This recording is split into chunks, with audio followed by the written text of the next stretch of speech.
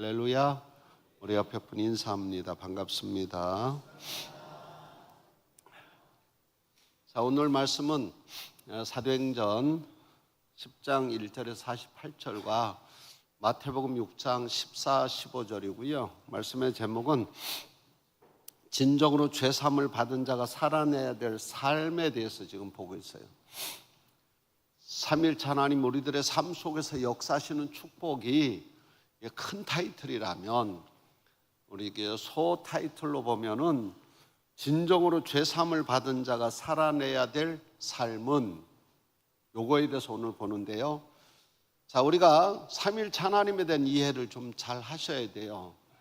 요즘 이단이 하도 설쳐서 이단에 빠진 사람이 어마어마하게 많습니다.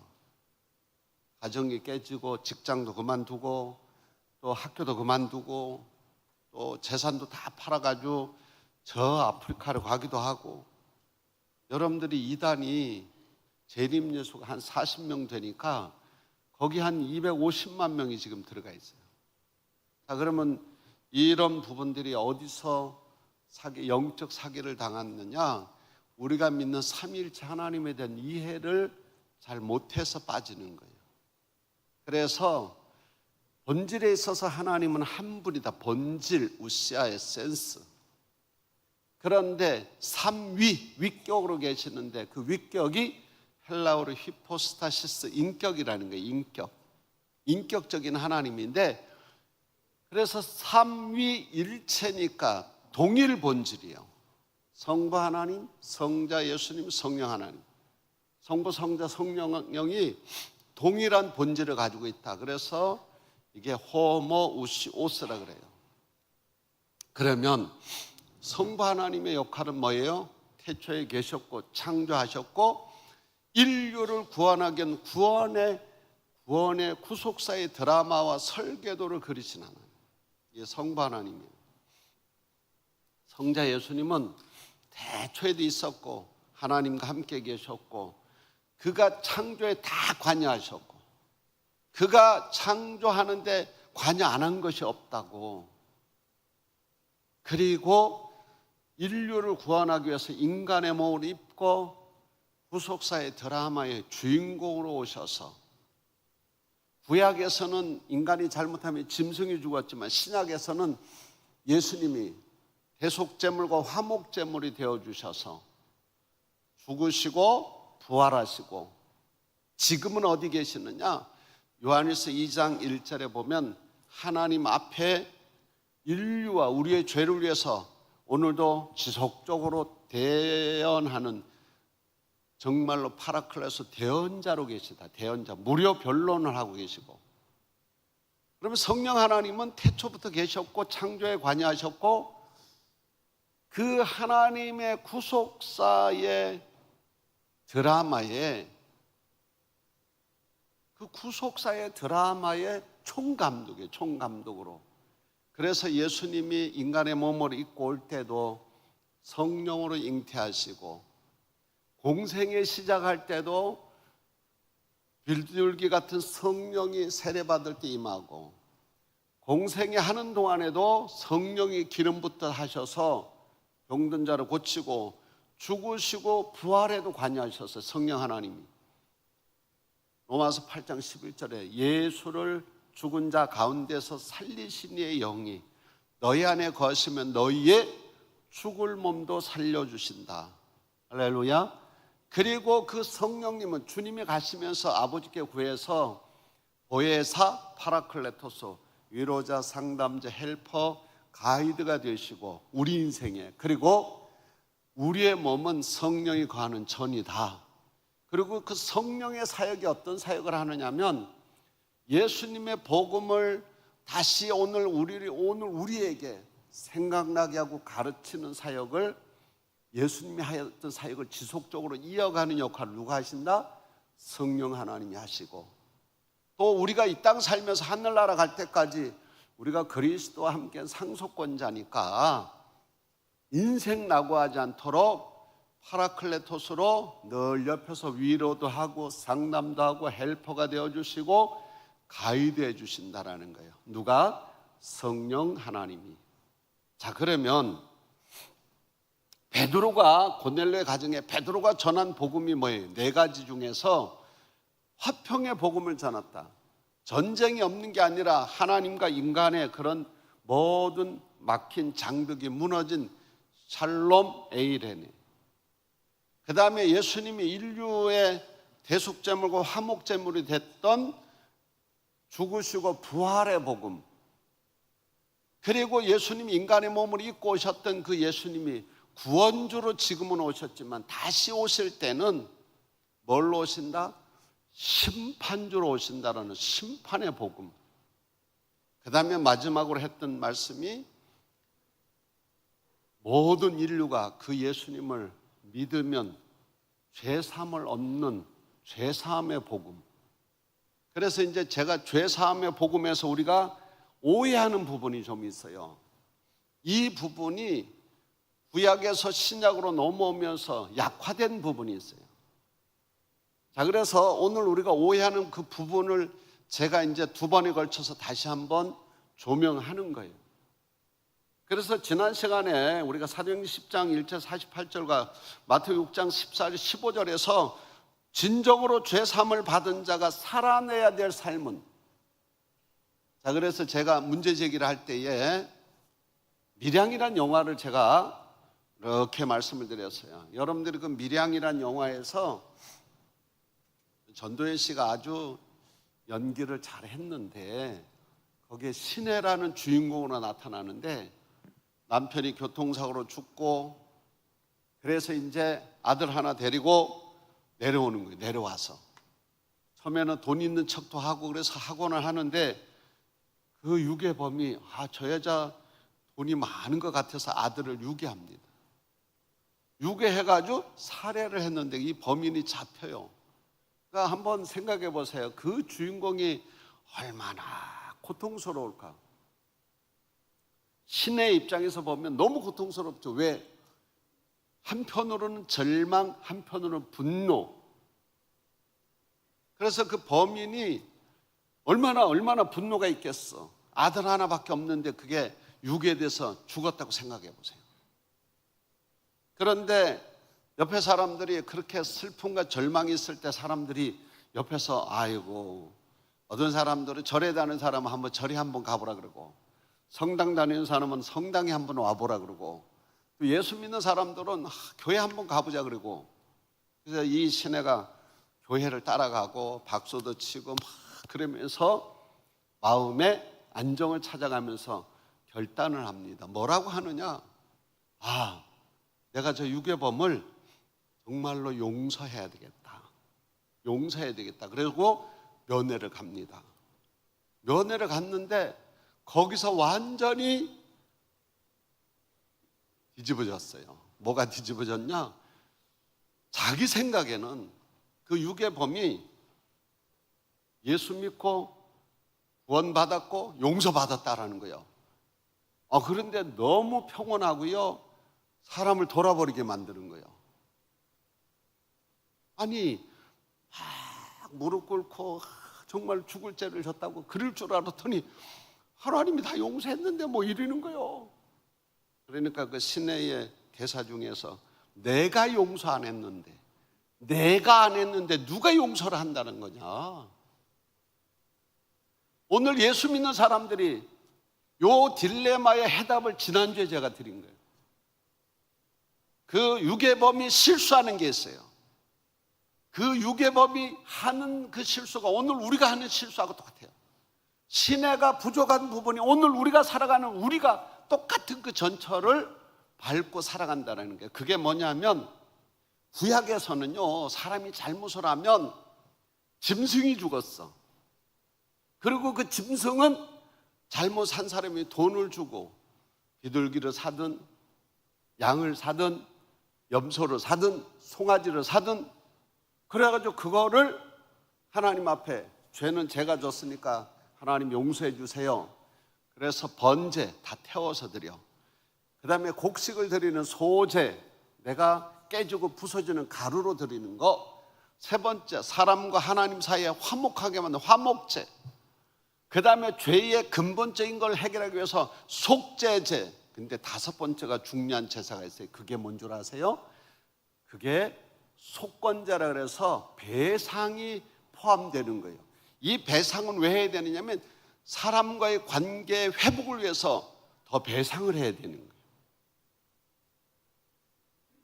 근데 오늘 우리가 나는 하나님만 잘 믿으면 돼, 교회 생활하면서 그런 사람들이 있어요. 사람과의 관계, 나 하나님만 잘 믿으면 돼. 근데 성경은 하나님만 잘 믿고 하나님과의 관계는 그분만 하는 게 아니에요. 하나님과의 관계, 하나님을 잘 믿어서 관계는 사람과의 관계를 통해서 입증되고 증명이 돼야 된다는 거예요. 근데 이 육에 보면 요거 놓친 거예요. 자, 그래서 요한일서 4장 20절에 보는 바 그 형제를 사랑하지 아니하는 자는 보지 못하는 바 하나님을 사랑할 수 없느니라. 보는 형제도 사랑 못하면서 보지 못하는 하나님을 어떻게 사랑하느냐? 그 하나님과의 관계, 그는 사람과의 관계 속에서 입증이 되고 거기서 확실한 증명이 돼야 되는 거예요. 그러니까 그냥 하나님 나 용서했으니까 할렐루야 그러고 그냥 상대방은 지금 가슴이 찢어지고 그 고통 가운데 못 태어나오는데 용서받았다는 그 말 한마디에 그게 구약에서 신약으로 넘어오면서 예수 믿는 사람들이 놓치는 부분이에요. 예수님의 대속제물과 화목제물이 됐다라는 그 하나 때문에 요거를 너무 쉽게 생각하는데 여기서 우리는 반드시 기억해야 돼. 그리고 시내가 잘못한 건 뭐냐면 용서라는 것은 시내가 예수 믿고 단순한 감정이 아니에요. 구원받은 사람에게 나타나는 영적 증거인데 영적 증거에 이게 용서는요 그냥 내가 잊어버리는 게 아니에요. 용서는 정말로 잊어버리는 게 아니라 심판의 권한을 하나님께 넘겨드리는 거예요. 내가 정말로 분노 속에서 그 심판의 권한을 저 사람 내가 무슬림들은요 도둑질하다가 걸리면 손을 자르든가 이에는 이 눈에는 눈 이렇게 한대잖아요. 왜 도둑질을 잘 못한다는 거예요? 잡히면 그냥 잘라버리니까. 기독교는 용서받았다라는 그 하나 때문에 용서라는 개념이 정리가 안 된 거예요, 신앙적으로. 그래서 용서는 잊어버리는 게 아니라 심판권을 하나님께 넘겨드리는 것이고 용서란 죄를 없는 것으로 만드는 게 아니에요. 은혜로 덮어주는 거고요. 할렐루야. 은혜로 덮는 거예요. 죄가 없어지는 게 아니라고. 내가 용서한다 그래서. 그리고 그 용서의 권한이 누구한테로 넘어가는 거예요? 예수 그리스도의 예수님이 다시 올 때는 심판주로 오신다 그랬잖아요. 그 재판의 권한을 하나님께 넘겨드리는 거예요. 그래서 시내가 만약에 신앙생활을 제대로 배웠다면은 그 분노가 아니라 뭐예요? 은혜로 덮을 수 있는 신앙의 능력과 그 다음 뭐예요? 재판권을 하나님께 넘겨드려야 되는데 우리는 그거를 못한다라는 거예요. 내가 분노 속에 있다라는 거예요. 자, 그러면 이제 오늘 두 가지를 더 할 텐데 하나는 뭐냐? 자, 세 번째로 죄사함을 받기 위해 우리가 먼저 용서해야 될 이유. 죄사함 받은 자가 제일 먼저 해야 되는 게 뭐냐? 먼저 용서해야 된다는 거예요. 그 이유가 왜 그런가? 14, 15절 한번 읽어봅니다. 14, 15절. 너희가 사람의 잘못을 용서하면 너희 하늘아버지께서도 너희 잘못을 용서하시려니와 너희가 사람의 잘못을 용서하지 아니하면 너희 아버지께서도 너희 잘못을 용서하지 아니하시리라. 자, 요것만 딱 14, 15절을 놓고 보면 용서해야 구원받는다 이렇게 오해할 수 있어요. 용서하지 않으면 구원 못 받는다 이렇게 곡해할 수 있다는 거예요. 그런데 여기에 원래 의미는 무슨 뜻이냐면 용서해야만이 구원받는다 이런 의미가 아니에요. 세 가지를 제가 말씀을 드리면 용서는 구원의 조건이 아니라는 거예요. 할렐루야. 우리가 구원받는 데 있어서 구원의 조건으로 용서를 하는 게 아니라는 거예요. 자, 에베소서 2장 8절 9절. 너희는 그 은혜에 의하여 믿음으로 말미암아 구원을 받았으니 이것은 너희에게서 난 것이 아니요 하나님의 선물이라. 자, 봐요. 너희는 그 은혜에 의하여 믿음으로 말미암아 뭘 받았다? 구원을 받았으니 하나님의 은혜에 의하여 우리가 예수님이 내 죄를 위해서 십자가에 죽으시고 부활하신 내가 믿을 때 구원받은 것이고, 그래서 너희에게서 난 것이 아니요 하나님의 뭐라? 선물이라는 거예요. 선물. 자, 9절에 보세요. 9절. 행위에서 난 것이 아니니 이는 누구든지 자랑하지 못하게 함이라. 행위가 아니라는 거예요. 우리가 받은 구원은 많이 용서하고 많이 선행을 하고 많이 착해야지만 얻는 게 아니라는 거예요. 이거는 전적으로 믿음으로 받는다라는 거예요. 할렐루야. 그리고 의롭게 되는 것도 우리가 믿음으로 되는 거예요. 할렐루야. 하나님 우리를 의로운 자라고 인정해 준 거예요. 우리가 믿을 때. 우리가 행위로 의로운 자가 되는 게 아니에요. 영생은 어때요? 요한복음 3장 16절을 보세요.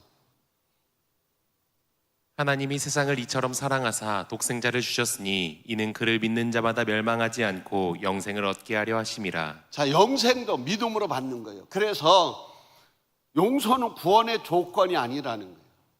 그러면 어떻게 이해해야 되느냐? 오늘 마태복음 6장 14, 15절은 예수님이 오늘 우리에게 하는 말씀은 구원의 근거를 말하는 것이 아니라, 예수님의 구원의 근거를 말하는 것이 아니라 구원받은 자가 살아야 될 삶을 얘기하는 거예요.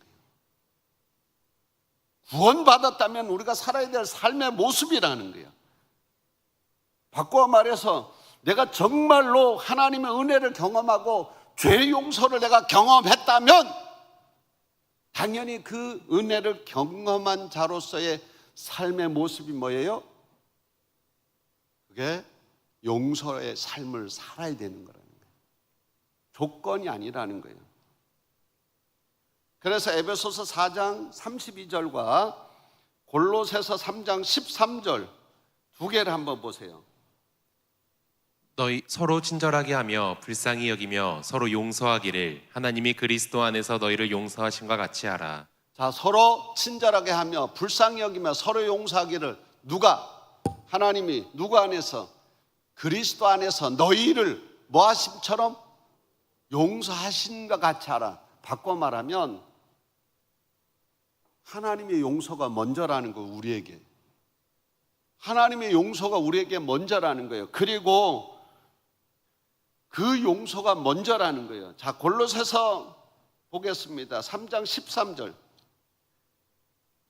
그러므로 너희에게 구하노니 너희를 위한 나의 여러 환난에 대하여. 에베소서 아니에요. 골로새서 3장 13절.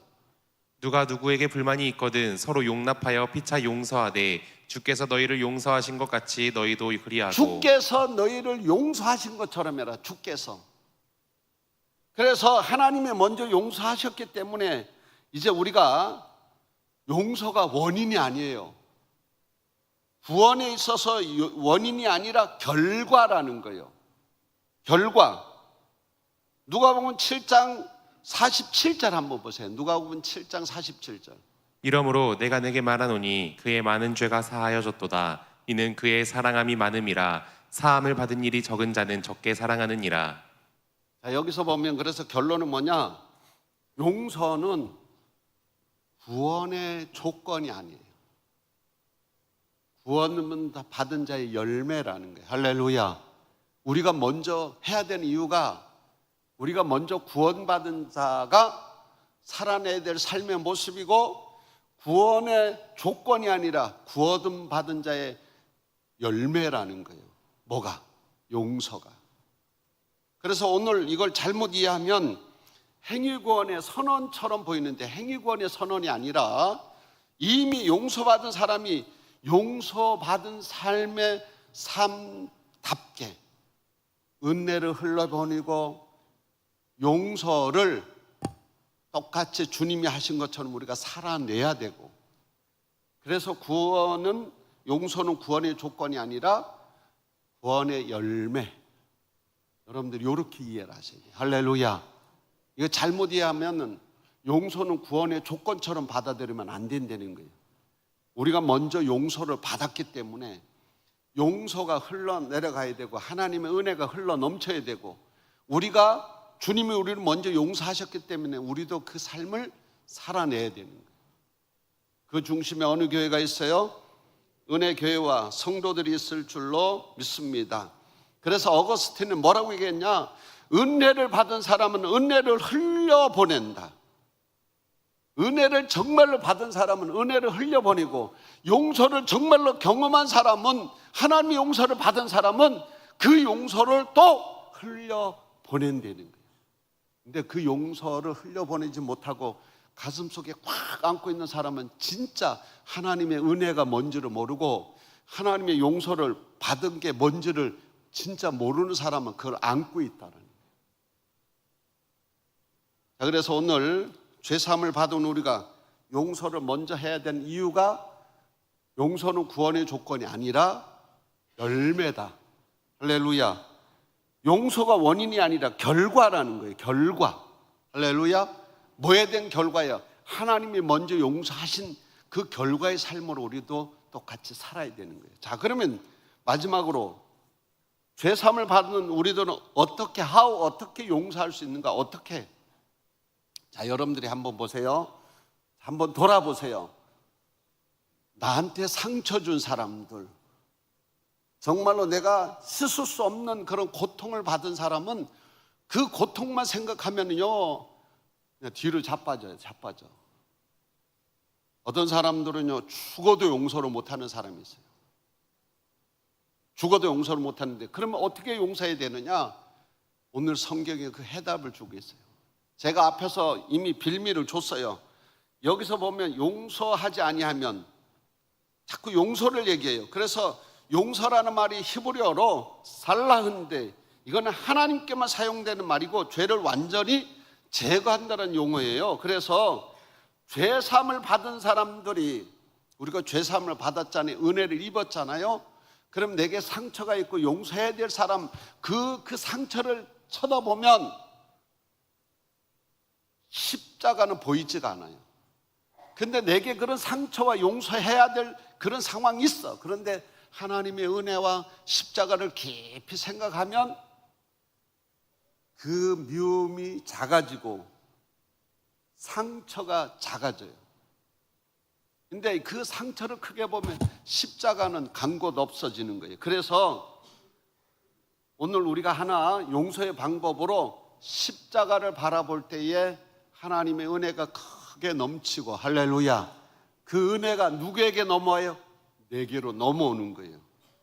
그래서 오늘 은혜가 커질수록, 하나님의 은혜가 내 속에 커질수록 내 마음 속에 미움이 작아지고 용서도 작아지는 거예요. 그런데 오늘 여기서 우리가 하나 더 놓쳐서는 안 되는 건, 용서는 상대를 위한 것이 아니에요. 나를 위한 것이고 내 영혼을 자유롭게 하는 거예요.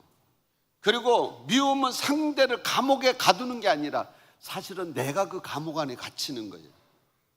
그래서 오늘 우리가 정말로 중요한 부분이, 용서는 감정이 아니라 십자가를 바라보며 순종하는 믿음의 결단이에요. 믿음의 결단. 그리고 용서는 상대방을 가볍게 하는 게 아니라 공의로운 재판장께 그 심판권을 넘겨드리는 거예요. 그리고 제가 마지막으로 하나를 덧붙이면, 정말 용서는 내 힘으로 할 수 없다는 거예요. 뭘로 하느냐? 성령의 능력으로만이 된다는 거예요. 할렐루야. 뭐의 능력? 제가 집회 중에서 잊지 않는 집회가 있어요. 제가 은혜교회 와서 음성에 있는 금왕중앙교회를 4월달인가 5월달에 간 적이 있어요. 근데 왜 그 교회는 겨울도 아닌데 집회를 했느냐? 목사님이 은퇴를 하면서 후임 문제 때문에 교회가 두 쪽이 났어요. 이쪽에서 늘려는 사람이 있고 이쪽에서 늘려는 사람이 싸움이 붙으니까 이게 해답이 없는 거예요. 그래서 다 안 되고 제3자가 담임이 됐어요. 제가 아는 목사님이 그 교회 담임이 됐어. 그런데 이 목사님이 저한테 급히 SOS를 쳤어요. 목사님 빨리 와서 집회 좀 해주세요. 왜? 그랬더니 너무 힘들어서 목회가 안 되는데. 그래 왜냐 그랬더니 교회가 두 쪽이 난 거야. 그래서 그 두 쪽이 싸우는데 어떻게 싸우느냐?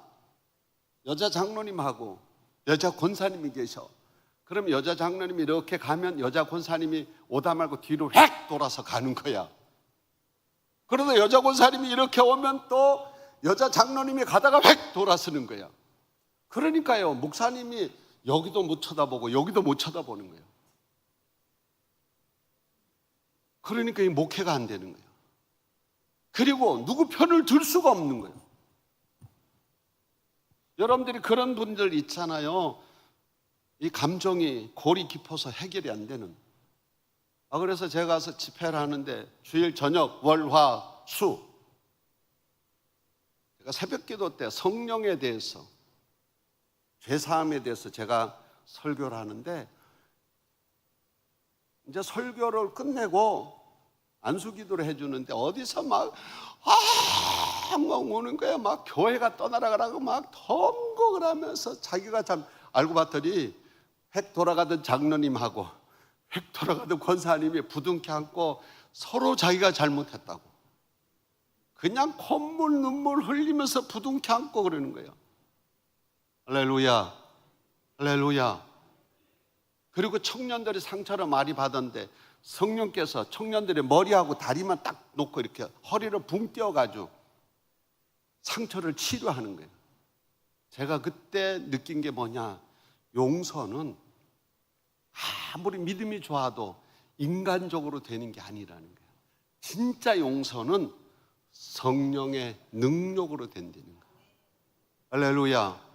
그리고 그 집회가 주일 저녁 월, 화, 수 그러니까 집회가 교회가 회복이 됐어요. 교회가 회복이 됐어. 두 패가 하나가 됐어.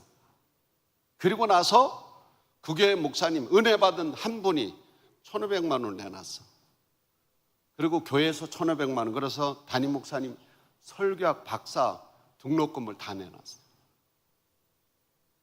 그래서 이 목사님은 가는 데마다 나를 불러. 할렐루야. 저는 그 3일 집회가 그렇게 그 목사님 가서 애를 안 썼겠어요? 안 되더라는 거예요. 기초적인 부분에 분명한 것은 제가 아까도 말씀을 드렸어요. 그런 말씀을 드려서 뭐냐면 정말로 우리가 용서는 감정이 아니라 십자가를 바라보며 순종하는 믿음이지만 그 순종하는 믿음이 돼도 속에는 응어리가 남아있다라는 거예요.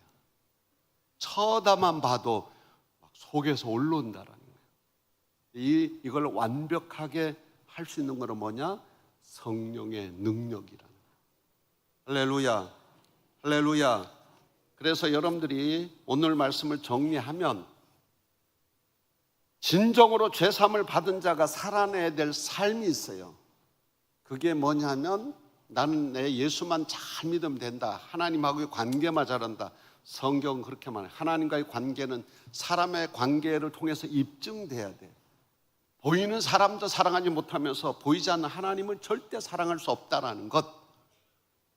그리고 용서는 제가 잊어버리는 게 아니에요. 그 잘못을, 그 사람의 잘못을 내가 잊는 것이 아니라 심판권을 하나님께 넘겨드리는 거고. 할렐루야. 그리고 용서는 죄를 없는 것으로 만드는 게 아니에요.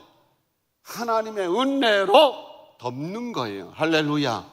누구의 은혜로? 하나님의 은혜도 하나님이 내 죄를 덮어주셔서 의로운 자라고 인정한 것처럼. 그리고 세 번째 우리가 기억해야 될 것은 죄사함을 받은 우리가 용서를 먼저 해야 될 이유가 뭐예요? 용서는 구원의 조건이 아니에요. 구원받은 자의 열매고 결과라는 거예요. 할렐루야. 그래서 용서가 원인이 아닙니다. 구원의 원인이 아니라 결과라는 거. 그래서 우리가 하나님이 먼저 용서했기 때문에 내가 정말로 용서를 경험하고 은혜를 입은 사람이라면 반드시 살아내야 될 삶이라는 거예요. 할렐루야. 그리고 마지막으로 제가 드렸던 말씀 중에서 어떻게 용서하느냐? 그러면 단도직입적으로 말해요. 성경 말씀대로 다 하고 믿음으로 받아들이는 거예요. 할렐루야. 그리고 누구의 도움을 받아라? 성령의 능력의 도움을 받을 때에 진정으로 깨끗하게 해결이 될 줄로 믿습니다. 기도하겠습니다. 사랑과 은혜가 풍성하신 하나님, 은혜와 사랑을 감사를 드립니다. 오늘 주님 앞에 나온 성도님들 기억하시고 이제 정말로 우리가 진정으로 죄사함 받은 자가 살아내야 될 삶의 모습을 봤사오니 이제 우리가 정말로 모든 심판권을 하나님께 돌려드리게 하여 주시옵시고, 용서가 구원의 조건이 아니라 구원받은 사람의 열매고 원인이 아니라 결과인 걸 알게 하여 주옵소서. 우리의 힘으로 할 수 없습니다. 성령의 능력으로 함께하여 주셔서 이 대한민국이 화합의 역사가 일어나게 하옵소서. 예수님의 이름으로 간절히 기도드리옵나이다. 아멘.